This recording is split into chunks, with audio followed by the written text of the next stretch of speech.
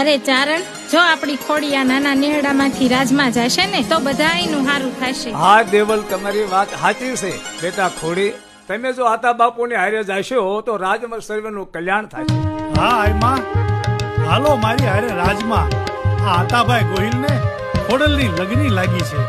તમારા માટે રાજમાંથી રથ મગાવું, કહો તો હાથીની અંબાડી મગાવું.